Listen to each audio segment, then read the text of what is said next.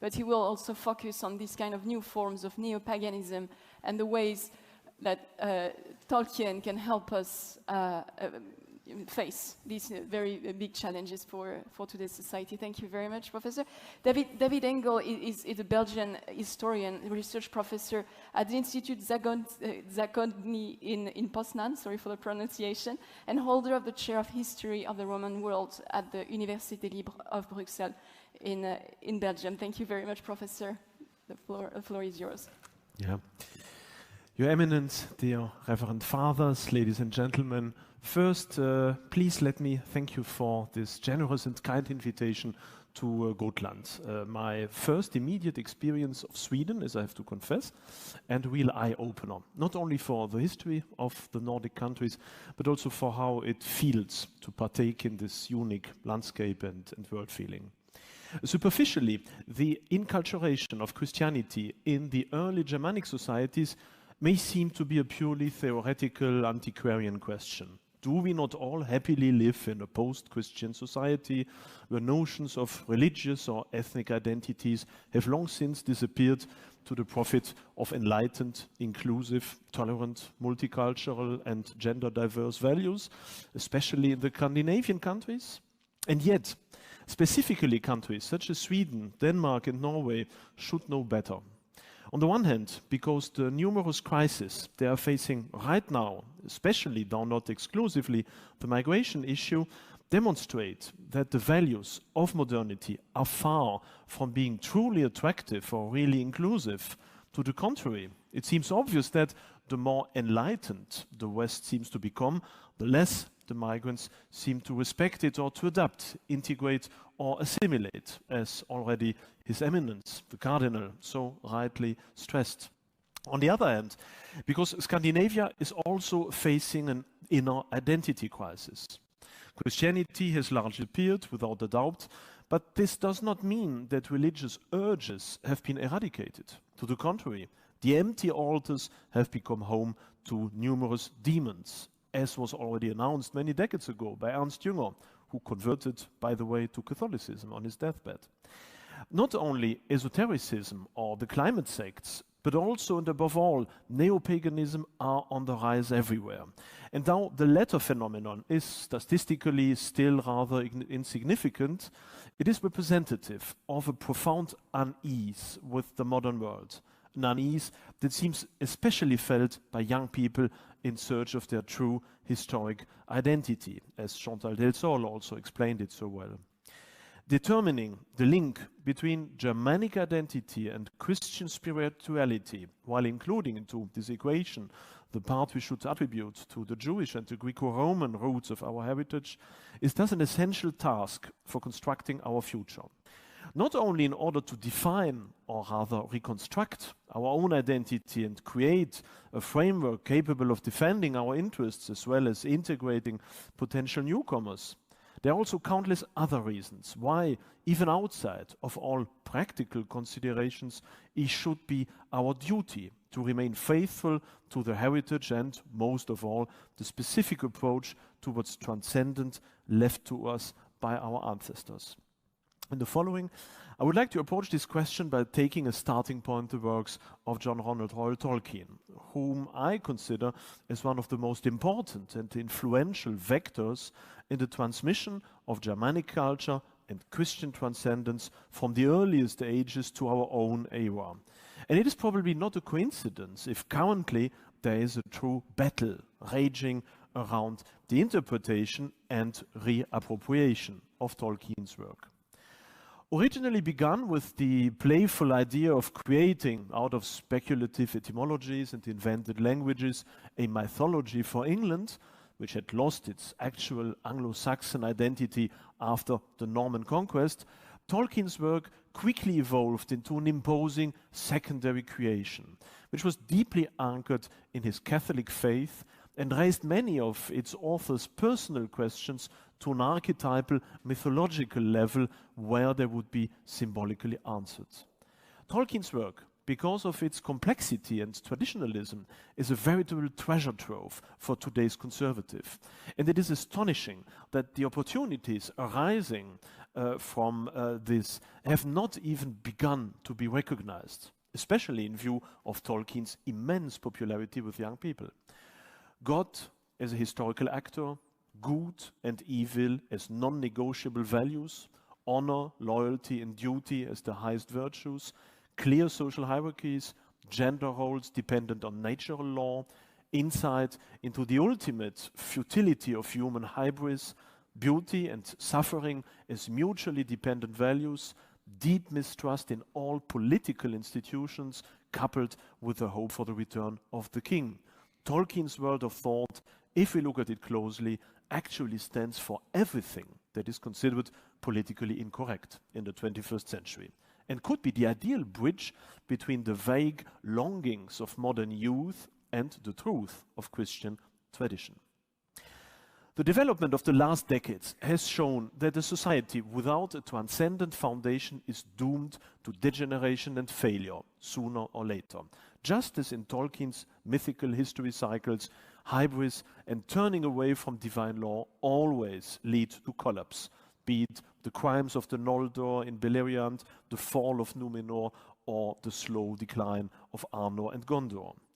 What many critical thinkers have suspected since the 18th century, without being taken seriously by the progress intoxicated masses, has finally come to pass. After even the last remnants of decency, honor, loyalty, family feeling, and conscience have evaporated after a tough struggle, the consequence of the intellectual dictatorship of the alleged universal rights that have taken their place are coming clearly before our eyes.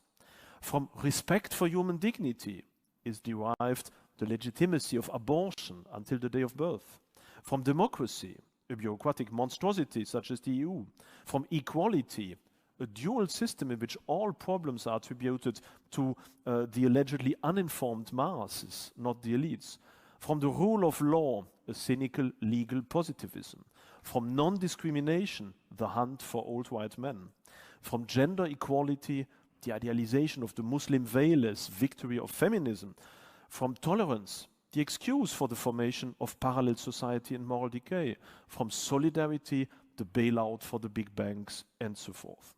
Tolkien already explicitly stated that Morgoth's orcs and Saruman's war machines were nothing more than symbols of a collectivist and mechanist view of the world that arose from originally good intentions, as he first experienced it during the First World War and then during the rise of totalitarian structures, not only in the fascist and communist states, but quite explicitly also in the free world, as Tolkien explicitly mentioned in the introduction to the second edition of The Lord of the Rings, when he wrote, I quote, "Had the Second World War inspired or predetermined the development of the legend, the ring would surely have been willingly taken up and used against Sauron." End of quote. Therefore, all those who believe that true conservatism means a mere return to the supposedly good old days of, let's say, the 1980s, are also mistaken, merely because the disastrous consequences of left liberalism, already firmly established at that time, had not yet unfolded their full implications. What is needed is a complete questioning of the foundations of the modern world and a return to its ultimate transcendent origins. For where man becomes the measure of all things, he who defines humanity becomes the unchallenged autocrat. And all this without having to change one iota of the external form of the law, since the real power has long since shifted to the interpretation and not the formulation of the law. For where only the mechanics of the individual parts, but not the transcendent meaning of the whole, come into view, tyranny and catastrophe must ensue, as Tolkien also vividly described using the example of those all too inquisitive people like Fëanor, Sauron or Saruman, whose Promethean hybris ultimately led to pure evil. For, quotation, "he who breaks something to find out what it is has left the path of wisdom." End of quote, as Gandalf already knew. More than ever then, we need a new reconnection of our value system to transcendence as the ultimate and unchanging point of reference and legitimation of every action, a symbolic return of the king.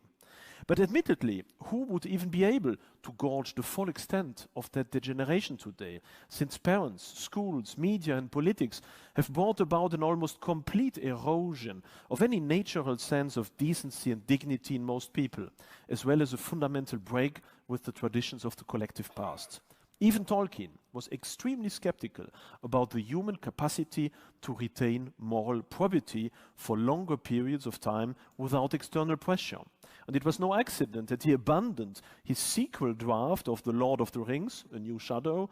after only a few pages, as it quickly became a depressing dystopia. And yet, man's innate need for transcendent anchoring of his life can never be completely suppressed and is always reflected in a subliminal longing for order and meaning. And, where such should not be attainable, this subconscious desire to destroy the present society in order to build a perhaps more archaic but healthier structure on its ruins, as is clearly shown by the preoccupying fascination of modernity with zombie, fallout, or other apocalyptic scenarios, the reawakened interest in magical practices, and the longing for pre-modern social models from Tolkien over Malkowski to George R.R. Martin and, in a sense, even Frank Herbert. This longing is both a danger and an opportunity for Europe's conservative forces. An opportunity because this longing has enormous political potential. A danger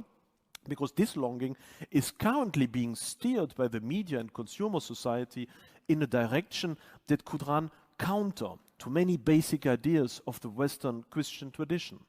This is all the worse because large sections of conservatives now disagree about what should be considered the real core of that urgent, transcendent reconnection of Western society. Tolkien's answer to this question is clear. Only a return to the Christian tradition, not in its present dwindling state, but in its actual heroic greatness, can lead Western society back towards its actual destiny. But what kind of Christianity? For at least 1,000 years, Christianity, in combination with local customs and the last remnants of Roman tradition, was the inescapable point of reference for every social order in the post-Roman Western world. This does not mean that Christianity gave a complete set of answers to every question, since the Christian tradition was also subject to a dynamic development. Nevertheless, there was a willingness to clarify all problems from the perspective of an unchanging image of God and man, and on the basis of a multi-layered corpus of oral traditions, biblical text, and canonical interpretations, thereby presupposing the categories of good and evil as absolute and founded on an otherworldly basis, and not, as is the case today, on the results of social negotiation. Tolkien already pointed out the difficulties that arise when one deviates from the right path and makes lazy compromises. At the beginning, there's ambition disguised as idealism, at the end, pure devilry. And opportunistic minds, which in the midst of this great confusion brand the last upright people as troublemakers, are always found in abundance. Those times are now over, at least since 1789, and even the last remnants of a merely cultural Christianity are now succumbing to the double onslaught of left liberalism, the culture of death, and Islamism. But it is not only the disappearance of Christianity from the communal life and the hearts of the people that poses a long-term threat to the stability of our society. Even worse is the opportunistic adaptation of what remains of Christian institutions to the current zeitgeist. Just as in Tolkien's world, betrayal ultimately always undermines even the most venerable institutions, be it the Kingdom of Gondolin, the Stewardship of Gondor, or the presidency over the White Council. Christianity today has become a community that has long since abandoned the reference to the Christian God, as well as the philosophical depth of the Trinitarian dogma, the proud claim to absolute truth, the courage to heroically defend one's own creed and to hate sin, the insight that salvation is always only the result of divine grace, and not least the pride in one's own past. All these characteristics have, to a large scale, been replaced by the reduction of spiritual complexity to the platitude of Kant's moral imperative, the conscious relativization of one's own faith actual impotence disguised as pacifism, and much more. The strumming of guitars instead of Gregorian chant, brutalist concrete huts instead of Gothic cathedrals, politically correct zeitgeist instead of courageous timelessness, pastoral tribalism instead of millennia-old rituals. This is what most of the churches of the 21st century have become, as already Tolkien feared, for whom already the Second Vatican Council was an enormous problem and who rigidly continued to use Latin in his own religious practice. No wonder then that many conservatives have turned away from the Christian tradition and either see it as a kind of pre-modern propedeutics to the present left-liberal welfare state or misunderstand the Christian message as the actual cause of globalization, self-hatred or over-alienation because of its universality, its critical view of man and its commandment of love. While those post-Christian, left-liberal conservatives are only afraid of the consequences, but not of the actual foundations of the current decay, the non-Christian conservatives at least feel the need for a new transcendental foundation of our society, but cease to search it within Christianity and turn to other forms of spirituality, mostly pseudo-Germanic neo-paganism. For many of these seekers, in quest of their identity, Tolkien's heroic Middle-earth, with its apparent immanence of the divine, represents an ideal projection surface for neo-pagan longings, a flagrant misunderstanding that completely fails to recognize the fundamentally Christian dimension of Tolkien's secondary creation. For Middle-earth is only pagan at first sight. The Valar, to whose honor even the late Gondorians in The Lord of the Rings silently raise their cup, are only subordinate, angelic figures who owe their power solely to the creator god. As does Morgoth, their diabolical antagonist, who nevertheless only unwittingly contributes to the fulfillment of good. Characteristic for the spiritual development of Middle-earth, and in a symbolic way also for that of the real cosmos, is also the increasing withdrawal of the supernatural from the real world. While the Valar initially controlled the fate of the world in the flesh, they then withdrew into the enclosed Valinor, which was then completely removed from the earth and finally only connected to this world through messengers, sorcerers, and finally the Son of God. Similarly, evil, after its powers have been fully absorbed into the material world through the creation of various monsters and then the spreading of lies, it matters little that first Morgoth, then Sauron leave the actual world. The struggle between good and evil has merely shifted from the physical to the spiritual plane in accordance with the Creator God's plan of salvation. It is also shown by the manifold allusions to Christian revelations that pervade Tolkien's work. Thus, paganism is only one stage within a more comprehensive plan of salvation. And if the clear-cut front lines of that heroic age may appear quite attractive from today's perspective, and so much more easy to deal with than the present spiritual war within our souls, a return to such a Germanic past would not only be a perverse regression, but also a betrayal of our salvation mission and, moreover, an undertaking that is not only obviously artificial, but also wrong, problematic, wrong, and even dangerous. Problematic because the deliberate construction of a religion by selectively picking out agreeable elements from the sparse scraps of our tradition is not by chance reminiscent of the formation of those other alternative identities, such as genderism, veganism, New Age, Extinction Rebellion, and whatever, that have splintered our modern world into a variety of artificial and rival parallel societies. The construed return to fictitious authenticity is therefore no real contribution to overcoming the present problems, but rather only a symptom of our malaise in culture, and is not by chance reminiscence of Denethor's wish to return to the barbaric burial customs of the ancient rulers from the time before a ship ever sailed here from the west.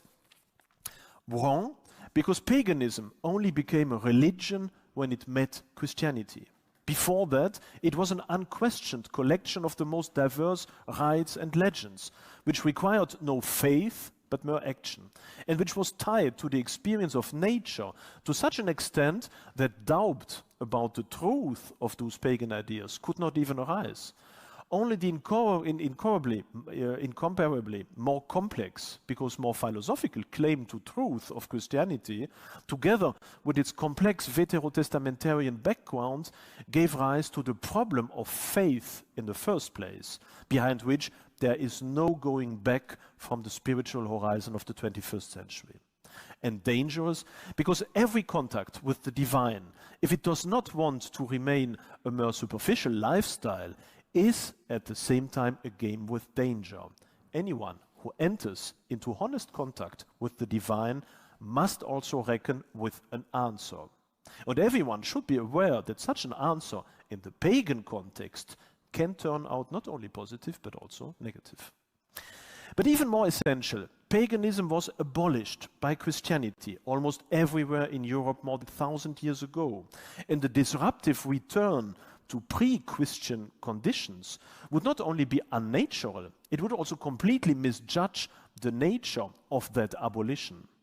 Hegel already explained that the term abolition, Aufhebung,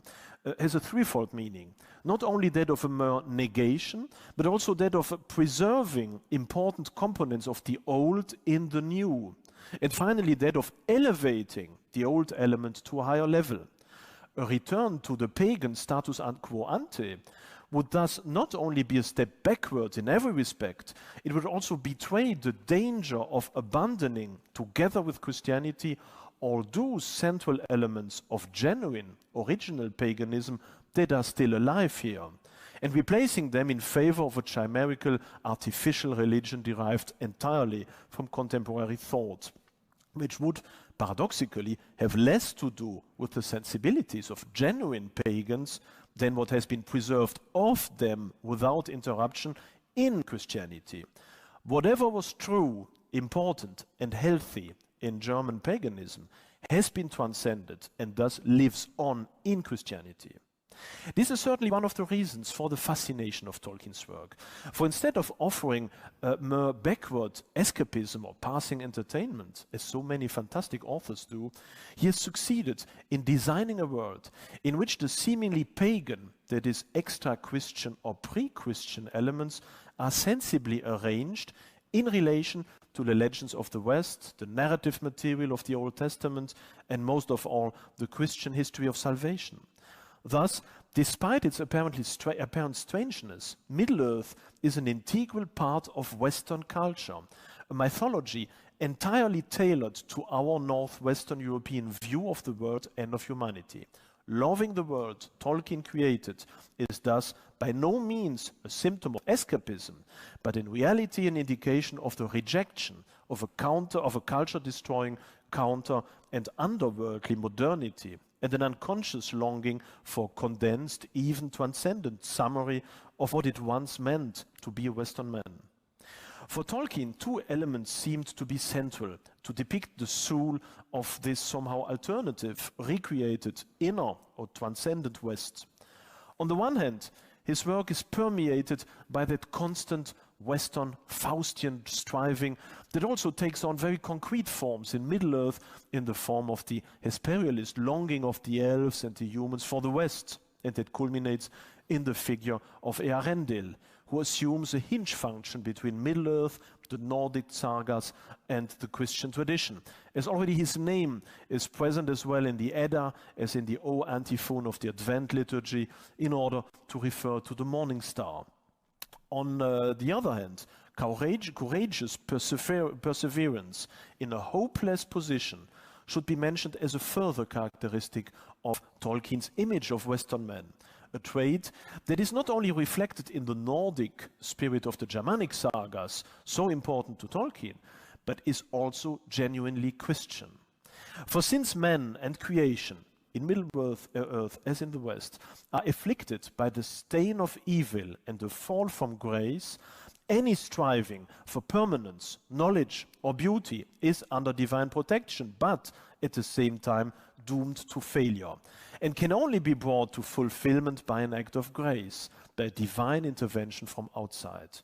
The heroic tradition of the Nordic West must therefore have seemed to Tolkien like an anticipation of that Christian thought. So it is no wonder that the two complement rather than contradict each other in Tolkien's secondary creation.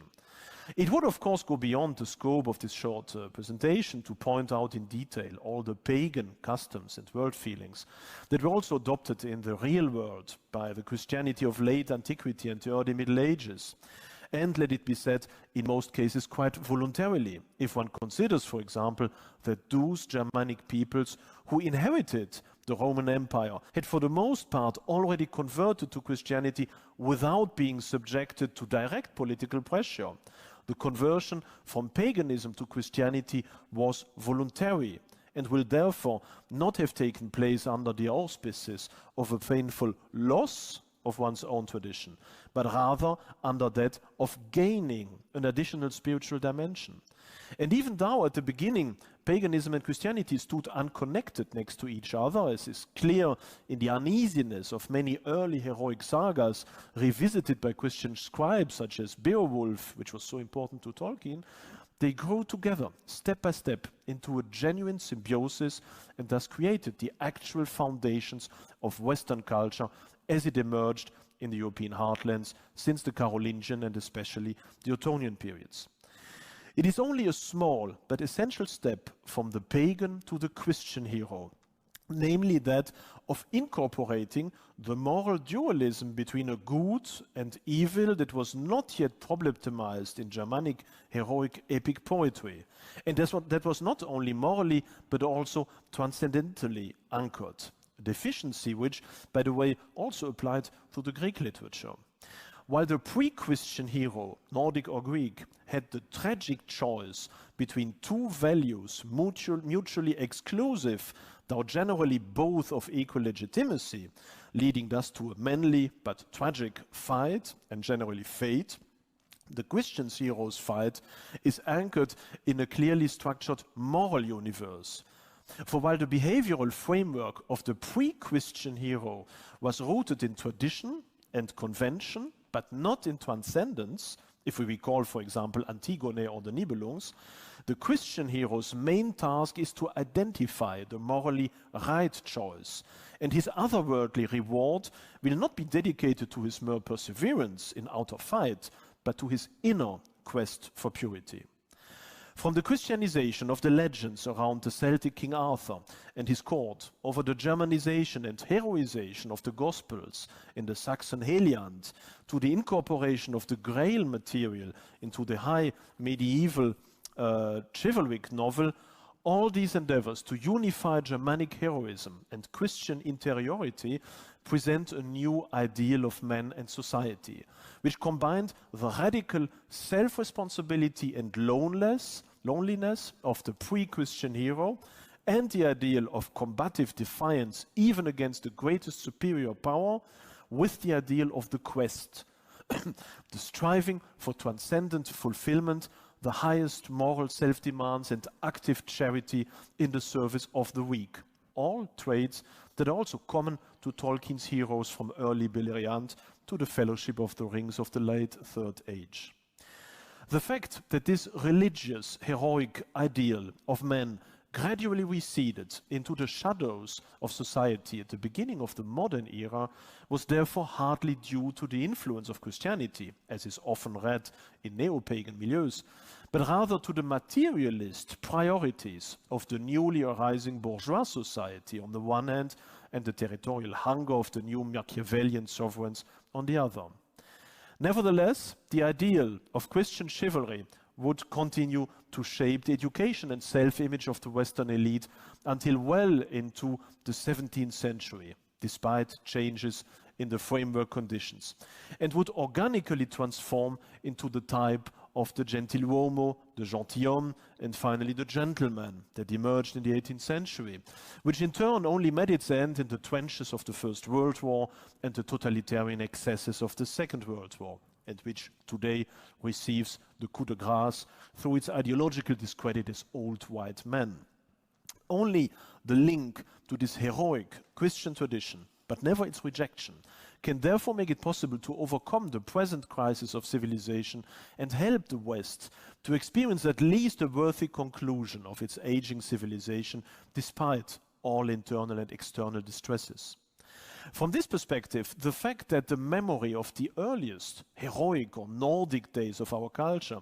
is once again dawning in our late times is perhaps even a positive sign, suggesting that in the worst times of need, we might be able to grow some last strength from the hidden depth of our subconscious. But such a strengthening must not take place at the price of a rejection of what actually constitutes our culture. Western Christianity, with all its ups and downs, is and remains the ultimate framework that has enabled Western men to find the way towards transcendence, the ultimate goal of mankind over the last 1,000 years.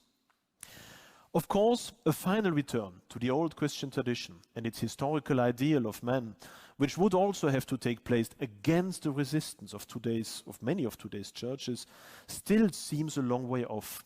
But it is usually precisely in the darkest hour that hope is closest, but only at the price of tenacious and unconditional perseverance.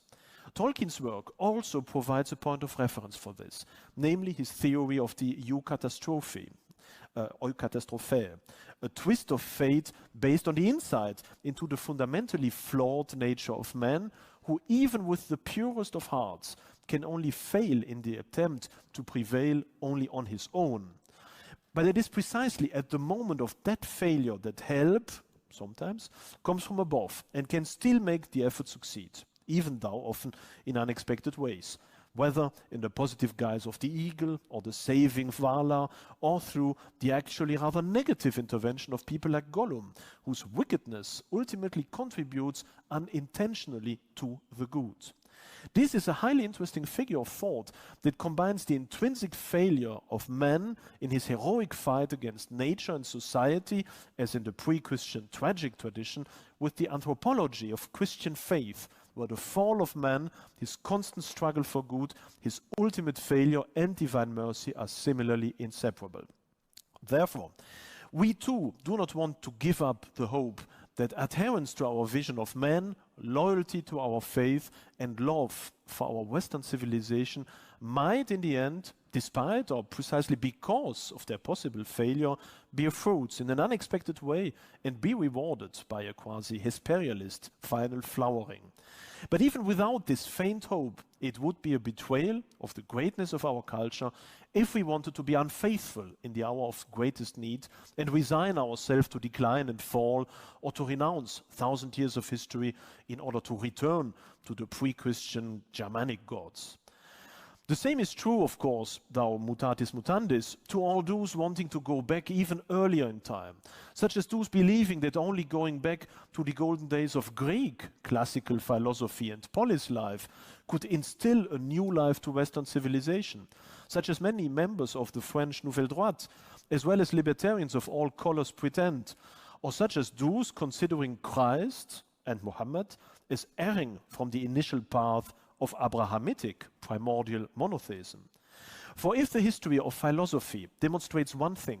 it is the ultimate failure of a philosophy rejecting transcendence as dogmatism. The belief in homo mensura already led the Greek sophists, as well as the Epicureans and the skeptics, astray, while all those philosophers going beyond mere rhetoricism and relativism, such as Pythagoras, Plato, Aristotle, the Neoplatonists, and even, though only partly, the Stoics, prefigured monotheism and even Trinitarianism, and thus became the second basis of Christianity besides the immediate revelation.